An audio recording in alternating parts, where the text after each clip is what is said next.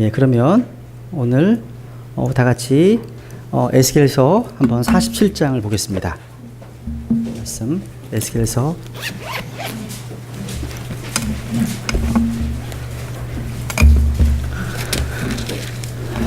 에스겔서 47장, 에스겔서 40장부터 48장까지는요, 예수 그리스도께서 이 땅에 재림하시게 되면 예루살렘에 세워질 성전에 대한 여러 가지 자세한 어떤 설계도가 기록되어 있습니다.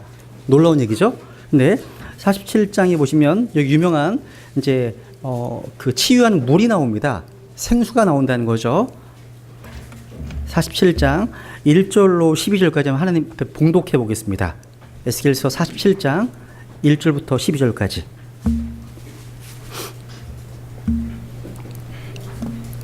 제가 1절 읽고 2절은 성도님들이 읽으시겠습니다. 교독하시겠습니다.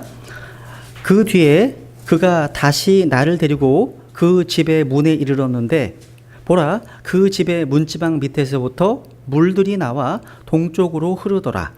이는 그 집의 앞면이 동쪽을 향해 서 있었기 때문이더라. 그 물들이 그 집의 오른쪽 곧 제단의 남쪽 편에서부터 내려오더라.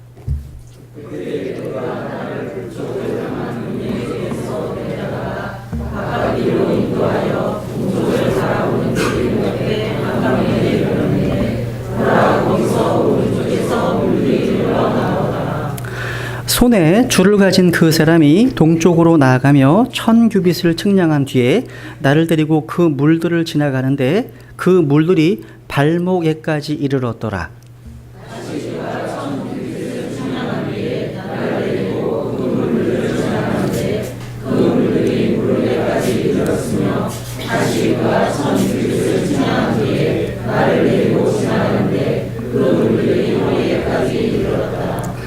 그 뒤에 그가 1000규빗을 측량하였는데 그것은 내가 건너지 못할 강이더라.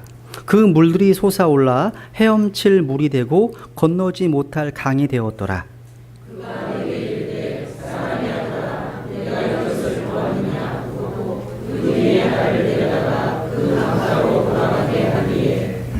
이제 내가 돌아왔는데 보라, 그 강둑의 이쪽과 저쪽에 나무가 심이 많더라.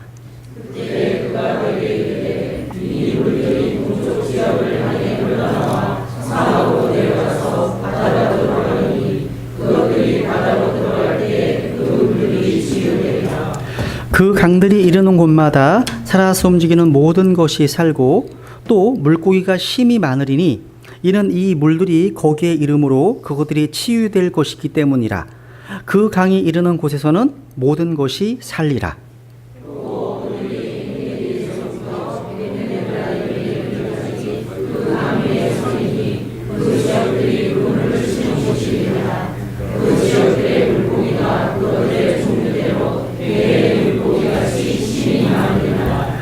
그러나 그 지역들의 수렁과 늪지대들은 치유되지 아니하고 소금에게 넘겨주리라.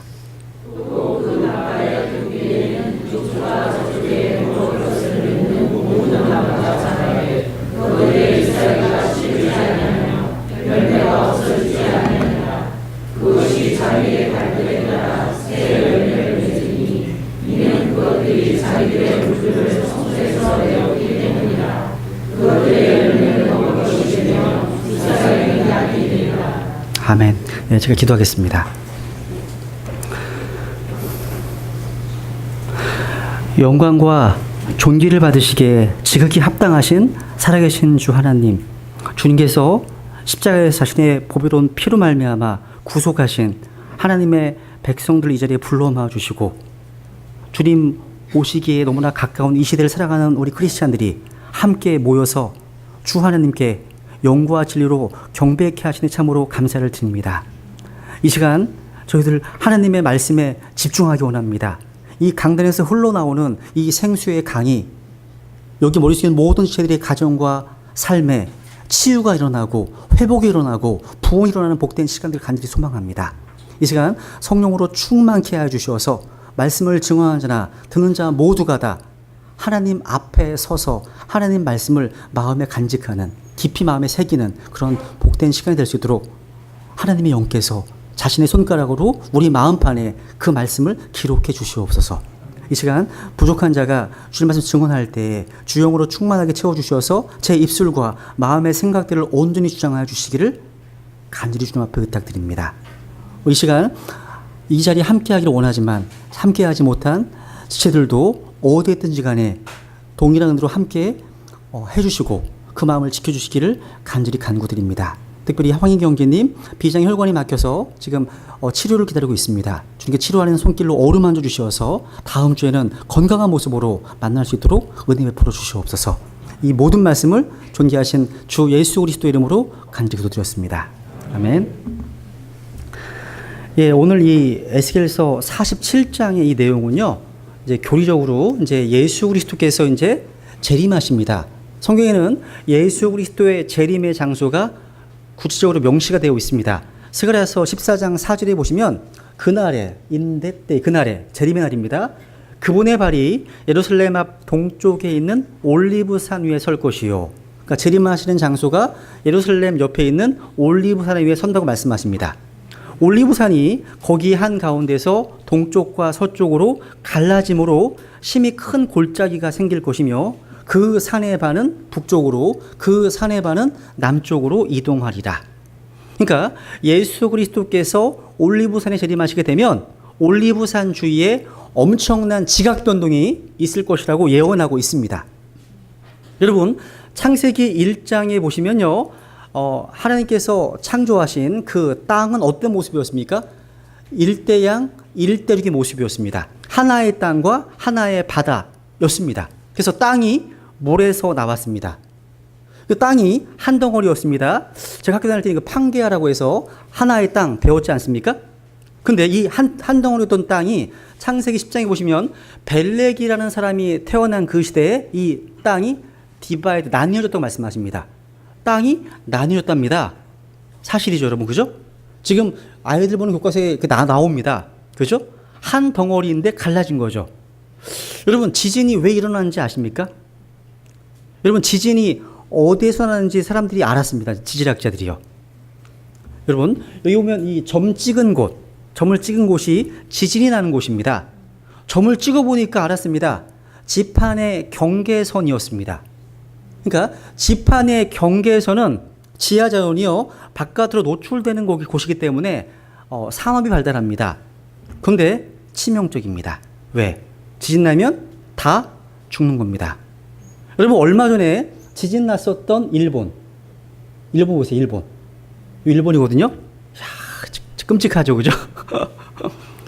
그러니까 일본도요 지판의 경계선에 그 섬이 떠 있어요, 아예요. 근데 우리나라는요 참 다행스럽게도 빗나가 있어. 보세요. 여기 보시면 야 여기 빨간 집 빗나가 있는 거 보이세요? 보기는 나랍니다. 보기는 나라죠, 그죠? 근데 보세요.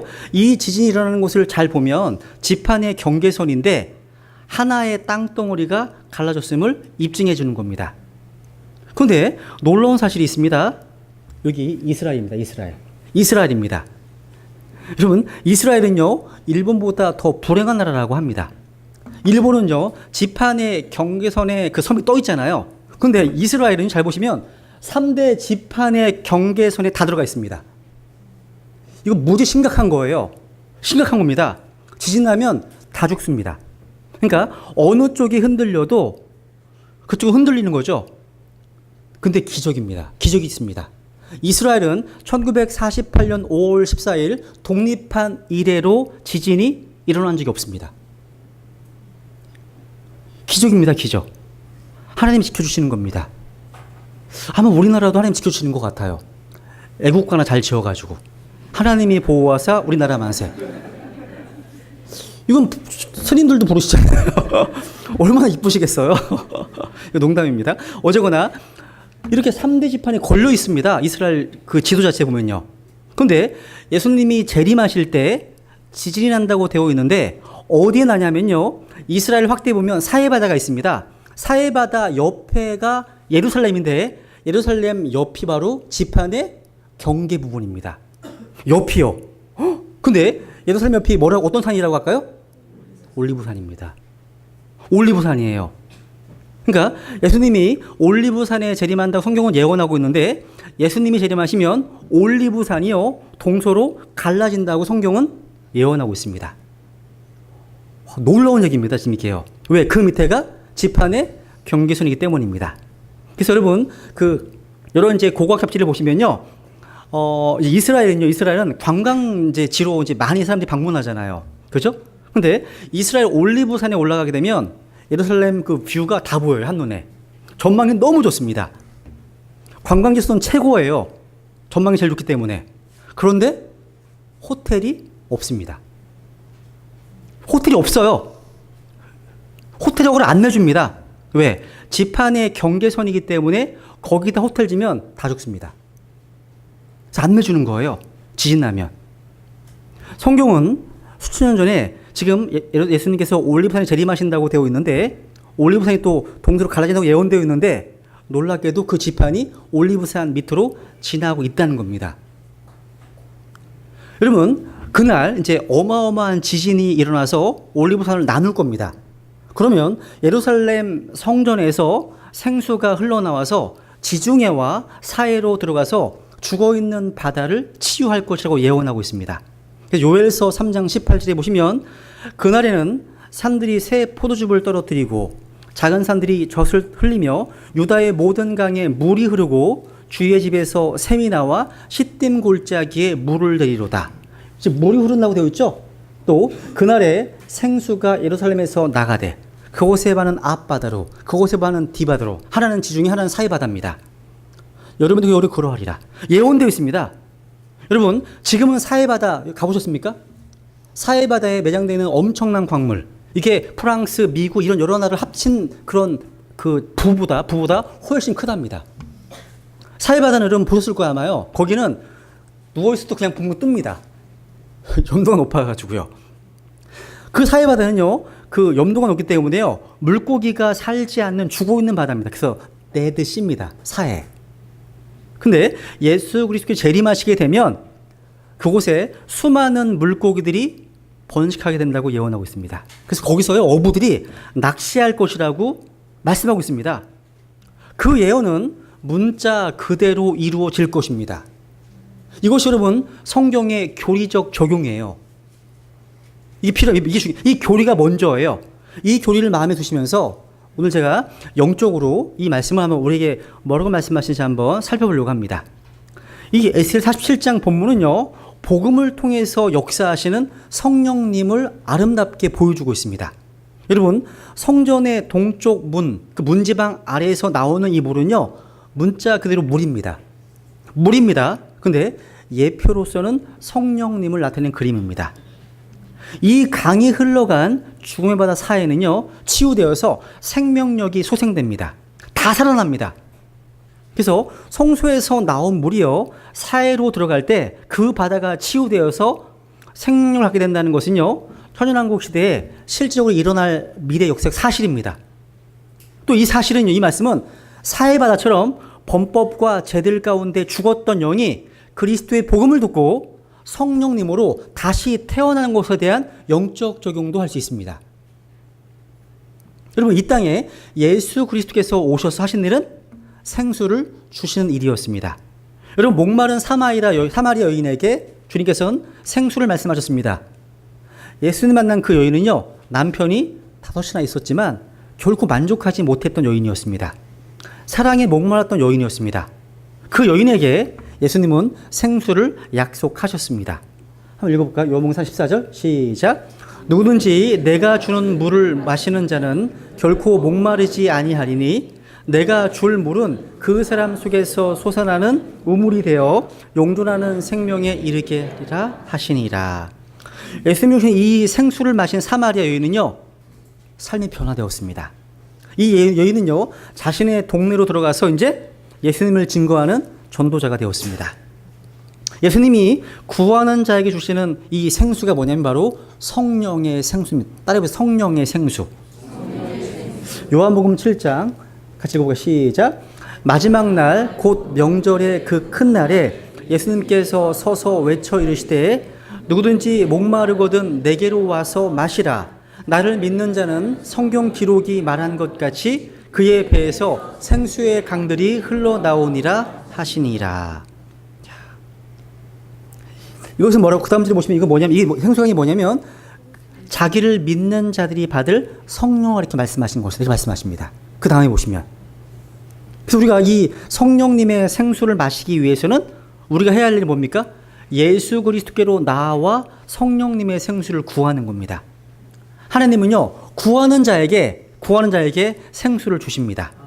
사모하는 혼을 만족케 하시는 분이십니다.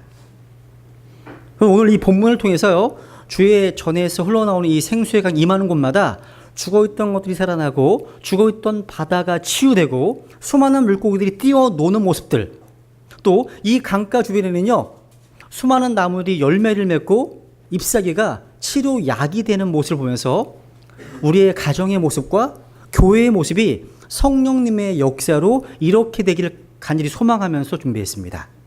우리 각 개인뿐만 아니라요 우리의 상처 입은 가정과 교회의 모습이 하나님의 풍성한 생수가 막힘없이 흘러감으로 인해서요 변화와 치유가 일어나고 생명이 풍성한 그 어떤 충만한 삶이 될 수 있기를 바라는 마음입니다. 그렇다면요 첫째로 이 놀라운 생수의 강은 어디에서 발원하고 있을까요? 이 강은요 여기 1절에 보시면요 이 강은 제단에서 입니다. 이 강 줄기의 근원은 본문에 의하면 예루살렘 성전에서부터 나온 겁니다. 그런데 그 성전 가운데서도요 성전 집의 문지방 아래서부터 나왔습니다. 그런데 그 문지방이 어디를 통과해서 흐르고 있냐면 어디예요? 제단입니다. 제단이에요. 이 제단을 감싸면서 통과해야 남쪽으로 흘러가기 시작합니다. 여러분 제단이 어떤 곳입니까? 제단은 수많은 희생 짐승들을 희생 제물로 삼아서 피의 속죄제가 드려진 곳입니다. 이것은 예수 그리스도의 갈보리 십자가의 사건을 보여주는 겁니다. 하나님의 생수의 강은 십자가 때문에 가능했습니다. 십자가의 사역 때문에 이 생명의 성령이 우리에게 오실 수 있었습니다. 또 이 성령님의 사역 때문에 우리는 새로운 생명을 체험하고 이제 그리스도인으로서의 놀라운 삶이 이루어질 수 있었던 겁니다. 우리가 생명을 얻을 수 있는 근거는 뭐예요? 십자가입니다. 십자가. 예수님께서 십자가에서 피 흘려 죽으심으로 우리의 죄를 담당하시고 그 죄값을 지불하셨고 다시 삶 안에 부활하셨습니다. 그래서 우리가 하나님 앞에 나아갈 수 있는 길이 열렸다는 거죠. 성경에 보시면요 예수님의 십자가 사역과 이 성령님의 사역이 아주 밀접하게 연관되어 있습니다. 한번 사도행전 2장에 보시면 또 이것을 미리 보았으므로 그리스도의 부활에 대하여 말하기를 그의 혼이 지옥에 남겨지지 아니하였고 예수 그리스도께서는 지옥에 가셨습니다. 거기에 남겨지지 아니하셨고 그리고 그의 육체도 썩음을 보지 아니하였느니라 하였느니라. 예수님께서 죽으심으로 끝난 것이 아니라는 말씀입니다. 그 다음 말씀 보세요. 이 예수님을 하나님께서 일으키셨으며 우리는 다 그 일의 증인이로다. 그러므로 그분께서 하나님의 오른손에 의해 높여지시고 아버지에게서 성령님을 약속으로 받아서 너희가 지금 보고 듣는 이것을 부어주셨느니라. 하나님께서요 예수 그리스도를 높이셨다는 이야기입니다. 그리고 그분이 약속하신 성령님을 우리에게 부어주셔서 이제 생명의 사역이 시작되었습니다. 여기서 예수 그리스도의 죽으심과 부활은요 우리 그리스도인이 새로운 생명을 얻을 수 있는 근거를 형성합니다. 그리고 아버지께서 보내신 그 성령님을 통해서 그리스도인들이 이제 생명을 얻는 삶을 시작할 수 있는 겁니다. 두 번째, 이 생수의 강은 얼마나 깊고 넓습니까? 이 강이 얼마나 깊을까요? 잘 보세요. 이 강이 얼마나 깊은지. 한번 3절을 보세요. 3절을 보시면 지금 물을 측량하는 장면이 나와요. 성전에서부터 흘러나오는 이 생명의 강물은요 계속 불어나기 시작합니다. 맨 처음에는요 그 물들이 보시면 어디까지? 발목까지 찼습니다. 그리고 무릎까지 왔고 그리고 허리까지 왔고 그 다음에 이제 어떻게 됩니까? 그렇죠. 헤엄칠 물이 됐습니다. 건너지 못할 강이 되었습니다. 그러니까 이 물은요, 이 신비한 생수는 아주 작게 시작해서 점점 깊어지고 충만해집니다. 작은 물줄기로 시작해서 시작된 생수의 강이 점점 깊어지고 점점 충만해지고 있습니다. 자, 그러니까 에스겔의 몸에요, 물이 점점 충만해지는 단계를 통해서 우리는 신앙의 4가지 단계를 깨달을 수 있습니다. 첫 번째 단계, 뭐냐면 무슨 단계입니까? 발목의 단계입니다. 그러니까 우리가 성령의 생수를 경험하는 첫 번째 신앙의 4가지 단계, 바로 예수님을 믿게 되는 초기 단계는 바로 발목의 단계, 발목 단계. 발목 단계. 이 발목 단계는 뭐냐면 신앙의 초기 단계입니다. 그러니까 즉 발목만 교회에 붙잡혀 있는 단계입니다. 누군가에게 발목 잡혀서 교회에 나오는 사람도 있으시잖아요. 혼자 힘으로 못 나와. 아내에게, 또 엄마 때문에 발목 잡히고, 자녀에게 친구 때문에 발목 잡혀 나오는 사람들이 있습니다. 즉 스스로 움직이기보다는 누군가의 어떤 강권 때문에, 권유 때문에 신앙생활을 하는 단계입니다. 이게 발목 단계입니다. 물론 이 단계에서도요, 전도도 할 수 있고 복음을 전하는 아름다운 발과 같은 역할을 할 수도 있습니다. 어떤 분은 예수 그리스도를 믿어서 구원받는 순간부터 전도하는 분이 계십니다. 정말 아름다운 일이죠. 그런데 여기에 머물러서는 안 됩니다. 조금 더 나아가야 됩니다. 그 다음에 어떤 단계입니까, 이제? 그렇죠. 하나님께 기도하는 무릎의 단계가 있습니다. 그러니까 이 무릎까지 물이 차오르는 단계는요, 기도하는 단계입니다. 그러니까 신앙이 그래도 깊어진 단계죠. 성경에서 무릎은요, 기도를 말합니다. 성경은요, 기도하는 사람의 모습을 무릎을 꿇고 기도하는 모습으로 기록하고 있습니다. 그래서 다니엘 같은 경우는요, 하루에 3번 무릎을 꿇고 기도했습니다. 여러분, 하나님께 날마다 기도하는 사람은 무릎 단계에 이른 사람입니다. 여러분, 제자훈련을 성실히 이행하고 있으시다면 이 단계는 지나가신 겁니다. 왜? 성경을 읽고 세상 읽고 기도하시는 거 강조했잖아요. 일단 일과 시간에 말씀드렸잖아요. 그죠? 여러분, 하나님은요, 무릎으로 사는 사람을 사랑하십니다. 무릎을 꿇는 사람은 하나님의 마음을 움직입니다. 무릎을 꿇을 때요, 천사가 동원됩니다. 하나님의 권능이 위로부터 임하고 영적 전쟁에 승리할 수 있게 됩니다. 중요한 단계죠. 그 다음 3번째 단계가 무슨 단계일까요, 이제? 허리입니다, 허리. 그러니까 하나님을 위해서 능력으로 일하는 허리의 단계가 있습니다. 제가 허리가 아플 때가 있어요. 디스크는 아닌 것 같은데 허리가 아플 때가 있습니다. 뭘 무거운 걸 들었더니. 허리가 아플 때부터는 일을 못해요. 뭘 들 수가 없습니다. 작은 것도요. 여러분, 물이 허리까지 오른 단계는 좀 신앙이 깊어진 단계입니다. 허리는요, 힘을 상징합니다. 허리. 내가 우리 아이한테 이런 얘기 한 적이 있습니다. 아이들이 태어나기 전, 그러니까 제 구원받은 연수를 얘기를 하면서 너희들은 그때 아빠 허리에 있었다. 이런 말을 합니다. 이 성경적 표현이에요. 여러분은 이 땅에 태어나기 전에는 어디 계셨습니까? 아버지의 허리에 있었습니다. 성경적 표현입니다. 허리를 다치면 힘을 쓸 수가 없습니다. 그죠? 꼼짝할 수가 없습니다. 허리가 강하면 힘이 셉니다. 그런데 하나님이 제일 싫어하시는 것이 육신의 힘을 의지하는 겁니다. 반대로 제일 좋아하시는 것이 성령님의 권능을 의지하는 겁니다. 생수가 허리까지 올라왔다는 것은요, 성령의 능력으로 일하고 성령의 능력으로 섬기는 것을 의미합니다. 물이 허리에 이른 사람의 신앙은 허리를요, 하나님께 드린 사람입니다. 즉 자신의 허리의 힘, 육신의 힘을 의지하지 않고 온전히 성령님이 주시는 힘으로 살겠다고 헌신한 사람입니다. 여러분, 우리의 힘으로는 영적 전쟁에 승리할 수 없습니다. 성령의 능력으로 허리에 띠를 띄어야만이 승리할 수 있습니다. 우리가요, 이 성령의 능력으로 허리를 동일 때 잠시 동안만 섬기는 삶이 아닌 꾸준히 섬기는 삶을 살 수가 있습니다. 그래서 제가 교회에서 누군가를 세울 때는 시간의 검증이 필요하다고 말씀드리는 겁니다.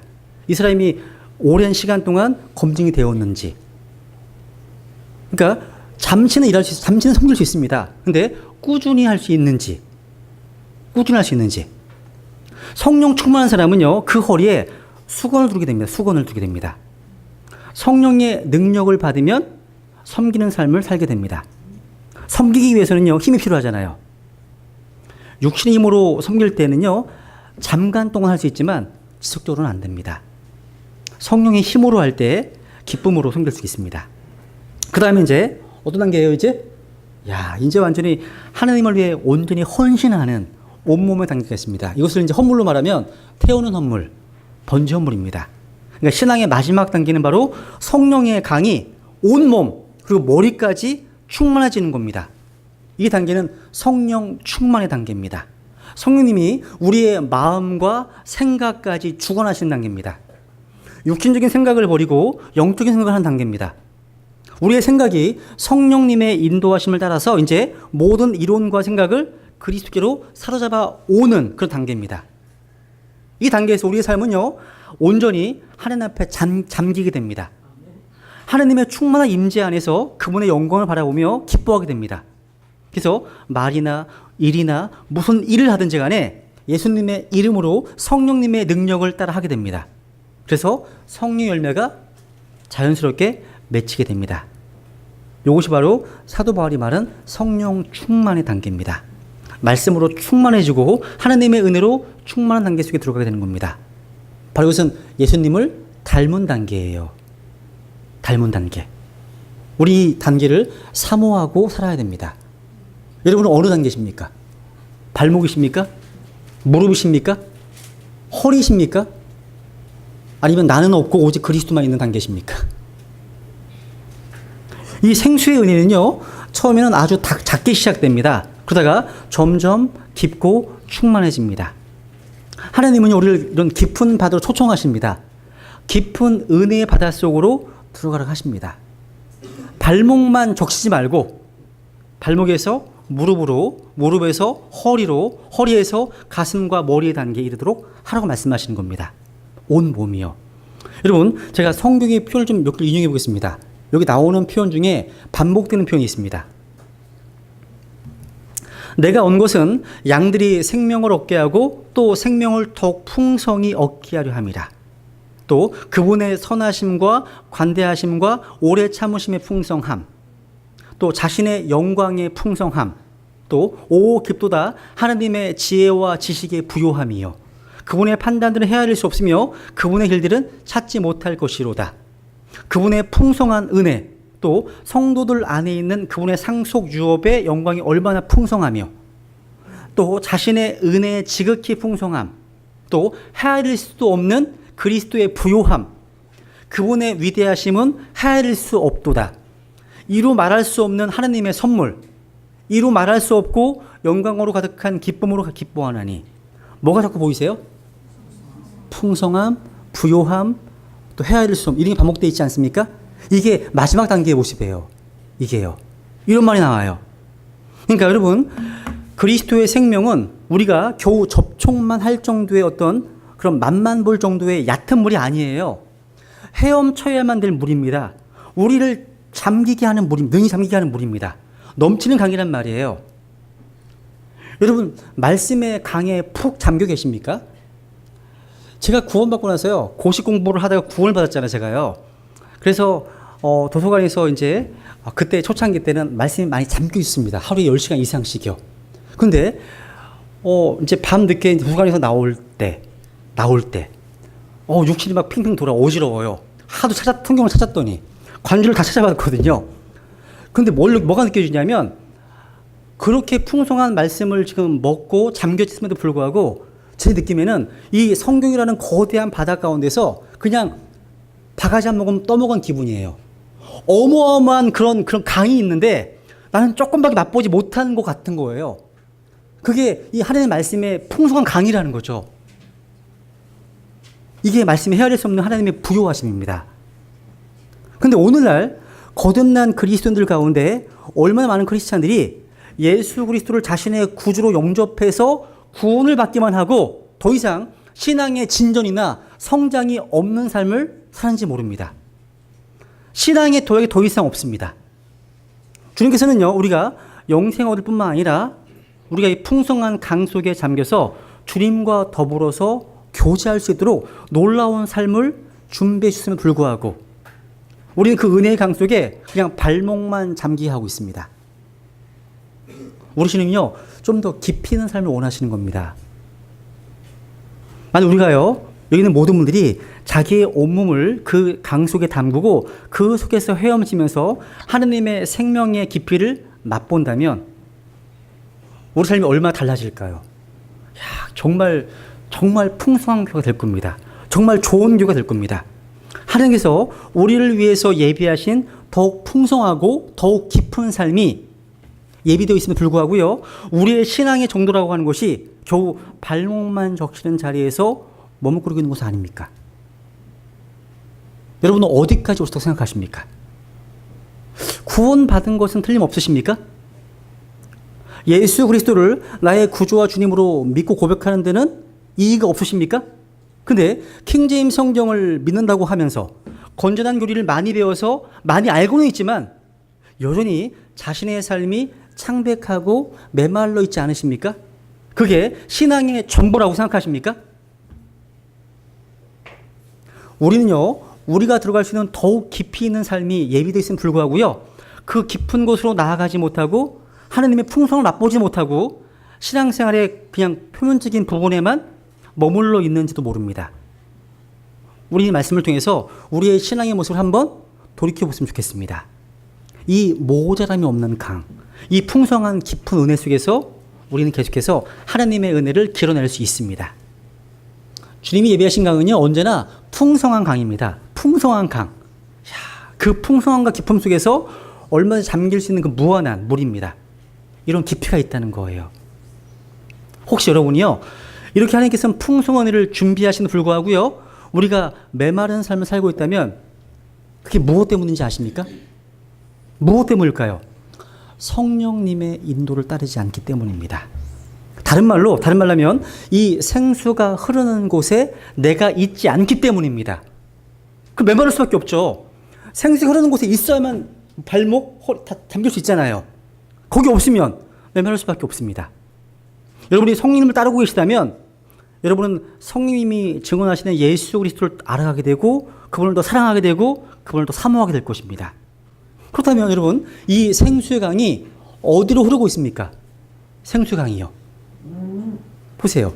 1절과 8절에 보시면 이 생수의 강은 흐르는 방향이 있습니다.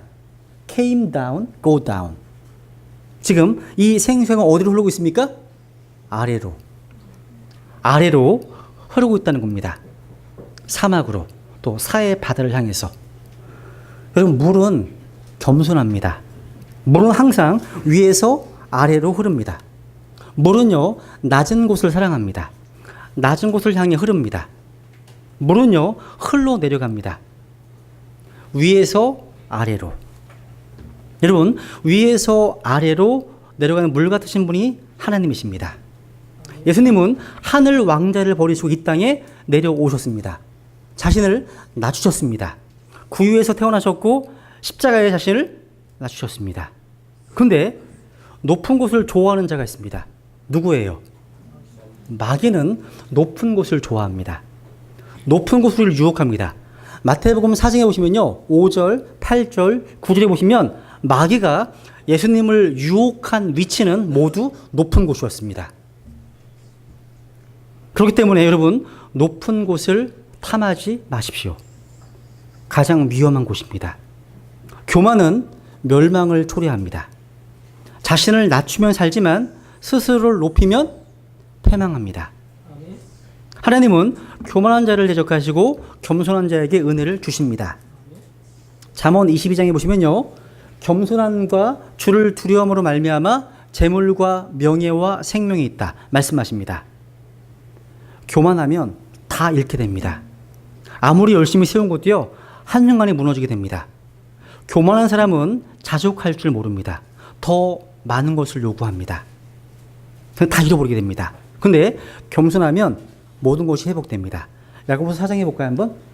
시작. 그러나 그분께서 더 많은 은혜를 베푸시나니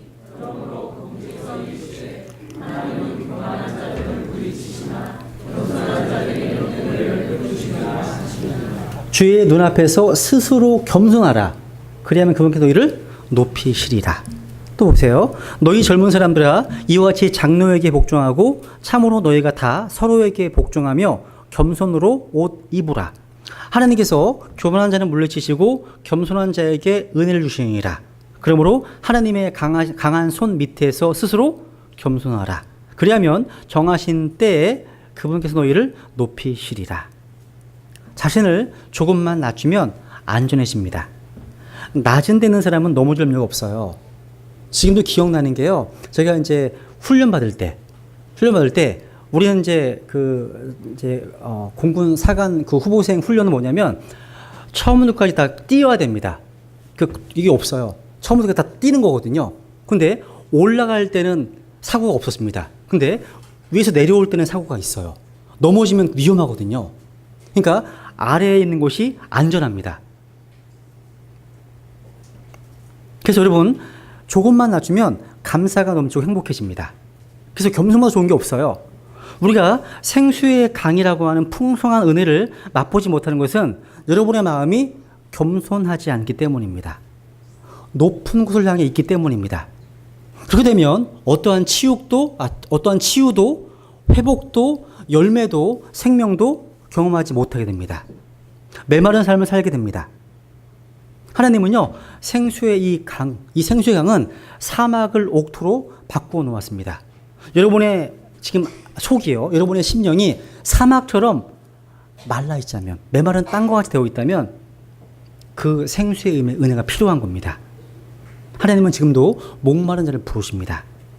여러분, 물이요, 참 중요해요. 중요합니다. 우리의 육체의 건강도, 영적 건강도 물에 의해 좌우됩니다.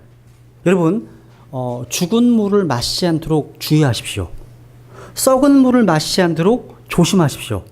물이 썩어 있으면, 물이 죽으면 곰팡이가 생깁니다. 벌레가 생깁니다.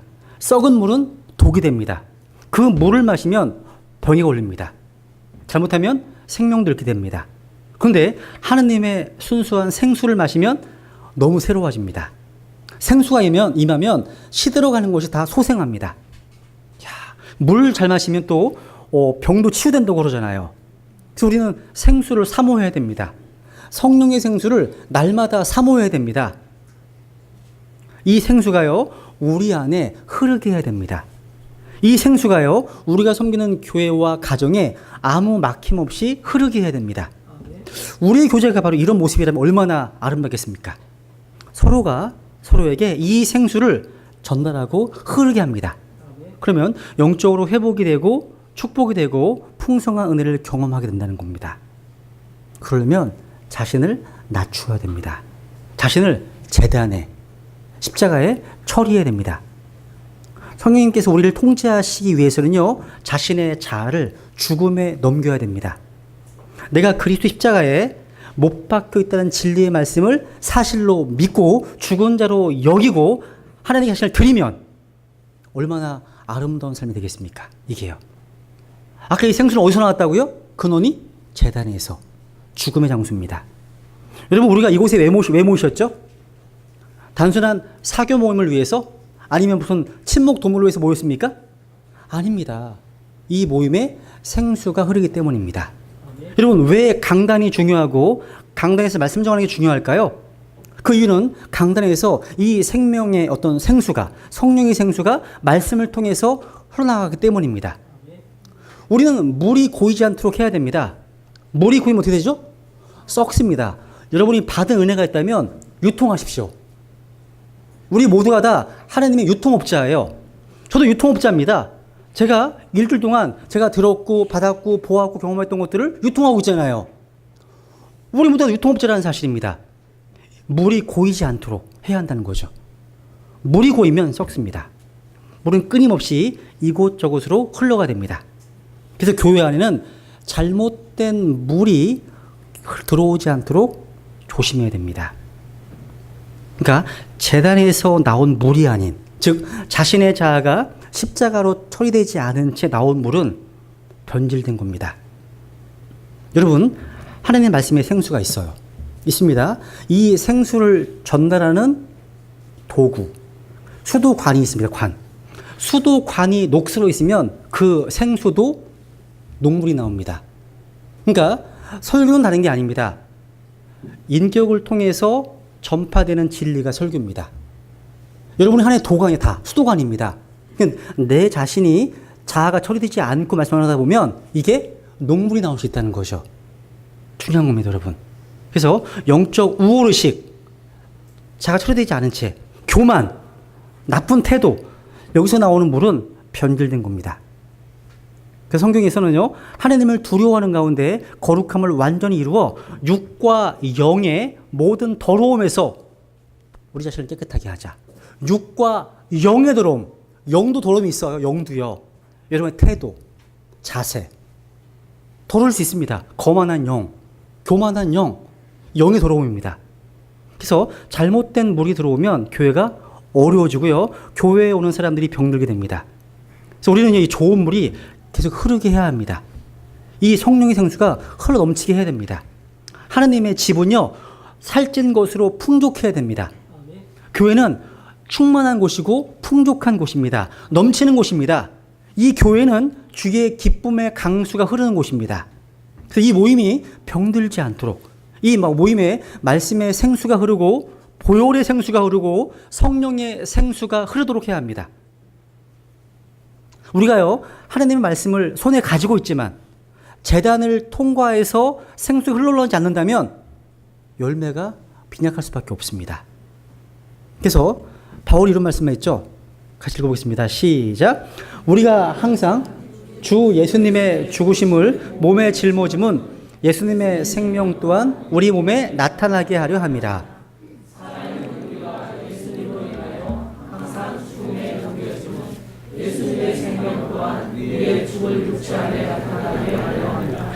그런즉 이처럼 사망은 우리 안에서 일하고 생명은 너희 안에서 일하니라. 우리는 생명의 원천이신 물의 원천인 하나님을 떠나면 죽습니다. 메마르게 됩니다. 황폐하게 됩니다. 그래서 여러분, 하나님과의 1대1의 관계가 너무 중요한 겁니다. 관계가요. 그래서 생수의 근원이신 하나님을 늘 가까이 하십시오. 하나님을 가까이 하게 되면 건강하게 됩니다. 풍성하게 된다는 사실이에요. 그럼 네 번째 마지막으로 이제 이 생수의 강이 흐르는 곳에 이제 어떠한 일이 일어날까요? 8절과 9절과 11절에 보시면요, 이 풍성한 생명과 치유와 열매가 맺습니다. 복음의 생수, 성령의 생수를 통해서 놀라운 변화와 생명의 소리를 듣게 됩니다. 열매를 맺게 됩니다. 이 성수의 물이 닫아드는 곳마다 놀라운 회복과 치유 역사가 일어났습니다. 한번 17장 8절 읽어볼까요? 시작. 그때 그가 내게 이르되 이 물들이 동쪽 지역을 향해 흘러나와 사막으로 내려가서 바다로 들어가리니 그것들이 바다로 들어갈 때 물들이 치유되리라. 그 강들이 이르는 곳마다 살아서 움직이는 모든 것이 살고 또 물고기가 심히 많으리니 이는 이 물들이 거기에 이름으로 그것들이 치유될 것이기 때문이라. 그 강이 이르는 곳에서는 모든 것이 살리라. 아멘. 이 강이 이르는 곳마다 치유가 일어납니다. 회복이 일어납니다. 열매가 있습니다. 그래서 이 그리스도의 복음의 생수가 임하는 곳마다 죽은 죄인들이 살아납니다. 이 강이 이르는 곳마다 땅은 비옥해지고 생물은 번성해집니다. 그래서 어떤 일이 일어나냐면 첫 번째 이 생명을 주는 역할. 이 물이 이르는 곳마다요, 생명을 줍니다. 6절에 보시면 그 뒤에 나를 데려다가 그 강가로 들어가게 하기에 이제 내가 돌아왔는데 보라 그 강둑의 이쪽과 저쪽에 뭐가 많나요? 나무가 심이 많더라. 여러분, 예루살렘부터요 나와 남쪽으로 내려가는 길은 아주 황폐한 사막지대예요. 사막지대. 여리고로 내려가기까지 계속 사막지대입니다. 한 그루 나무도 없습니다. 그런데 거기 내려가는 강가에 뭐가 가득하다고요? 나무가 심이 많답니다. 이게 웬 기적입니까? 황폐한 사막이에요. 황폐한 사막에 강이 흐르고 그 주변에 아주 신선한 생명의 나무들이 자라고 있습니다. 상상해 보세요. 이것이 우리의 삶에서도 가능합니다. 성령님의 사역을 통해서 우리의 삶 속에 심겨지는 생명의 나무들, 풍성 열매들 한번 연생해 보세요. 저는 이런 생명의 역사가 우리 교회에 많이 일어나기를 간절히 소망합니다. 이 모든 것은 그리스도의 복음의 권능이기 때문입니다. 그 복음의 말씀을 통해서 성령님께서 역사하시기 때문입니다. 두 번째, 이 강물은요, 또 치료하는 역할을 합니다. 8절에 보시면 읽어볼까요? 시작. 그때 그가 내게 이르되 이 물들이 동쪽 지역을 향해 흘러나와 사막으로 내려가서 바다로 들어가니 그것들이 바다로 들어갈 때 그 물들이 치유되리라. 여기서 말하는 바다는 뭐냐면 사해 바다를 가리켜요. 사해 바다. 그러니까 흘러내리는 생수의 강 때문에 그 바다, 죽어있는 바다의 물이 소생한다는 이야기입니다. 야, 이게 여러분 실제 믿으십니까 이거요? 믿습니다. 이 바다의 물은 죽은 물이었거든요. 생명이 없었습니다. 근데 이 생명의 강줄기가 흘러들어갔을 때 사해가 다시 살아난다는 것입니다. 야, 죽은 바다의 부활함 연상해 보세요. 우리나라 한강도요, 죽어있던 강이었습니다. 근데 이 한강이 기적적으로 다시 살아났습니다. 현대 과학도 이런 놀라운 일을 행할 수 있는데 하나님이야 오죽하시겠습니까? 한번 상상해 보십시오. 에베소 2장에 보시면요, 범법과 죄들 가운데 죽어있던 내 영이 다시 소생하는 놀라운 모습을 상상해 보세요. 죽어있던 사해와 같았던 생명의 기운이랑은 전혀 없었던 내 영 속에 생명의 근원 대신 하나님으로 인해서 살아나는 모습 한번 바라보세요. 죽은 것을 살리시는 이 생명의 사역을 이 강이 해냈습니다. 또 치료의 사역도 행했다는 사실이죠.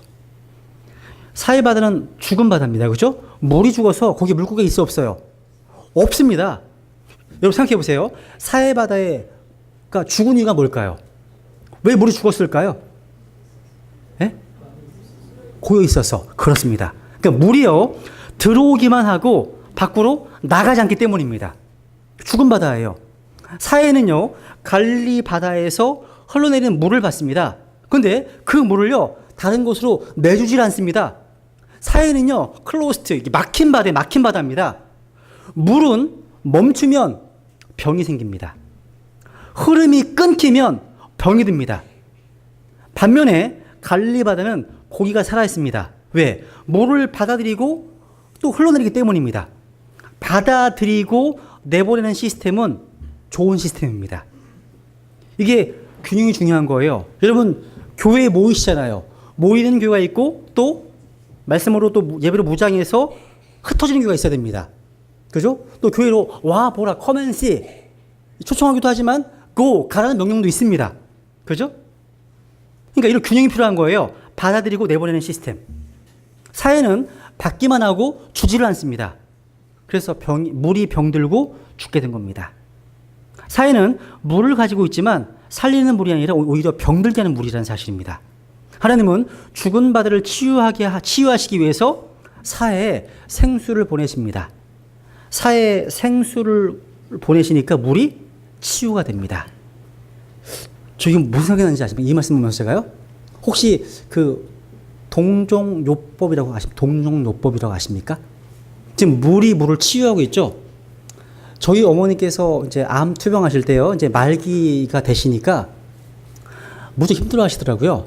근데 제가 이제 공부를 하다 보니까, 의학 공부를 하다 보니까, 이 암도 독이거든요. 그래서 이 독으로 해독한다. 이게 동종요법이더라고. 그래가지고 중국에서 뱀의 독을 이용해서 이제 투여했던 기억이 지금도 나요. 마찬가지예요. 물을 지금 치유하고 있는 겁니다. 그러니까 물이 병들었을 때 물로 치유하는 것을 동종요법이라고 부릅니다. 하나님께서요, 우리에게 생수를 주시는 것 이유는 우리를 치유하시기 위해서입니다. 하나님이 물이 물로 치유하시는 걸 하나님 아시는 거예요. 여러분, 피를 치유하는 것을 아시기 때문에 예수님의 보혈을 우리에게 주셨습니다. 보혈을요. 여러분, 법을 치유하는 것을 아시기 때문에 율법 대신에 복음의 법, 성령의 법을 주시는 것입니다. 하나님은 치유하시는 하나님이십니다. 우리의 몸과 마음이, 우리의 감정이 병들었을 수 있습니다. 대인관계에 있어서 많은 상처와 아픔이 있습니다. 그때 우리는 생수의 강가로 나아가 그 생수를 마셔야 됩니다. 마음을 열고 생수를 받아들여야 됩니다. 죽은 바다가 한 일은요, 다른 게 아니에요. 하나님이 보내주신 생수를 받아들인 것입니다. 그러니까 자신을 치유할 수 있도록 내어드린 것입니다. 기회를 드린 겁니다. 죽은 바들을 치유하시는 하나님께는요, 못 고칠 병이 없습니다. 해결하지 못할 문제가 없습니다. 우리가 할 일은 뭐예요? 값없이 주시는 생수를 받아서 마시는 것입니다. 이러한 치유 은혜가 여러분의 마음과 영혼 위에 또 가정과 교회에 넘치길 간절히 소망합니다. 우리가 이 은혜를 경험하지 못하는 것은 생수가 부족하기 때문이 아닙니다. 문제는 우리가 이 생수 앞으로 나아오지 않기 때문입니다. 이 생수를 갈망하지 않기 때문입니다.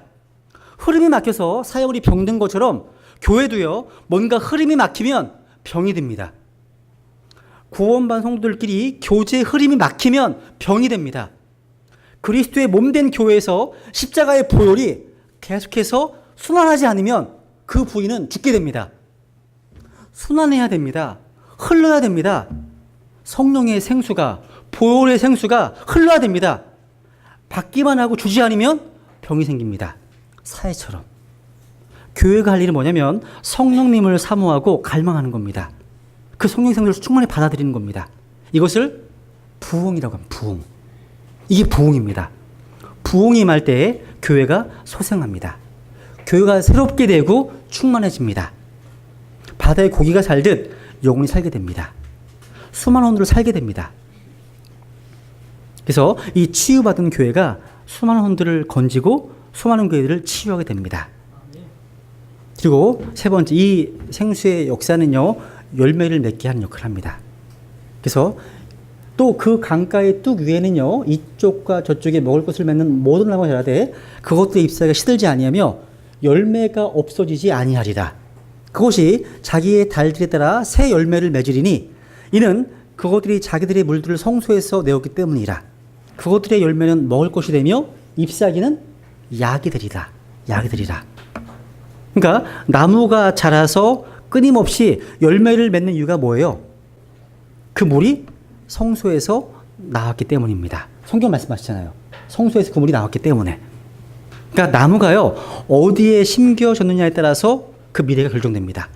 여러분, 풍성한 열매를 맺고 싶으시다면 우리는 하나님의 강가에, 이 말씀의 강가에 성령의 생수에 깊이 뿌리를 내려야 됩니다. 그리고 여기 보세요. 잎사귀는 뭐가 된다고요? 약이 된답니다. 약이 된다고요. 지금 세상은 병들어 있습니다. 수많은 사람들이 병들었고 혼이 병들어서 죽어가고 있습니다. 십자가에서 흘러나오는 이 보혈의 생수, 복음의 생수, 이 성령의 생수를 건네주십시오. 십자가에 맺힌 이 부활의 열매를 먹으십시오.